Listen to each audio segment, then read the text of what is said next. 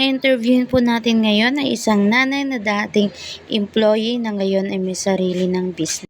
Pangalan ng inyong negosyo at paano ito nagsimula? Ang pangalan ng negosyo namin ay DNNJB Store. Nagsimula to nung wala na akong trabaho. Nag-ano na lang ako ng business na sari-sari. Ano po ang pangalan ng ilang sa lipunan na naiintindihan sa inyong negosyo?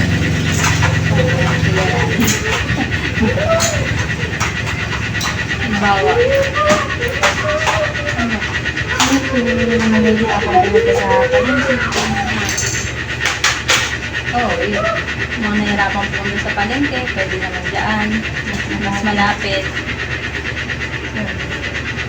Ano po ang naging inspirasyon niyo para itayo ang negosyo na ito? Yun nga, kailangan na extra income na pagkukuhanan. Ano po ang mga produkto o service na inyong na-unlock at paano ito nakakatulong sa komunidad? Yung mga pangunahing bilhin, tulad ng mga sibuyas, bawang, ganyan. Paano niyo tinitiyak na may kita pa rin ang negosyo niyo habang tumutulong sa iba? Kagaya niya,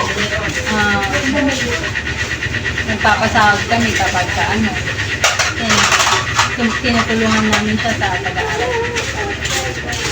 Ano po ang mga malaking hamon na inyong hinaharap bilang isang business owner? Pinakamalaking hamon, yung mga hindi nagbabayad na umutang. Paano ninyo pinamamahala ng inyong sari-sari store upang ito ay matagumpay at mapanatili sa gitna ng kompetisyon? Ayun, yung pag-iwas sa mga pagpapautang.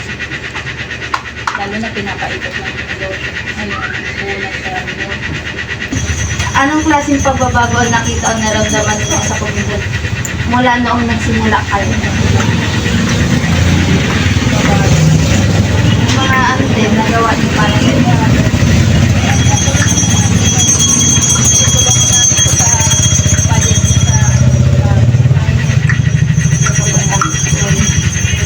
Anong payo ang may bibigyan ninyo sa mga kabataan gustong magsimula ng kanilang sarili negosyo?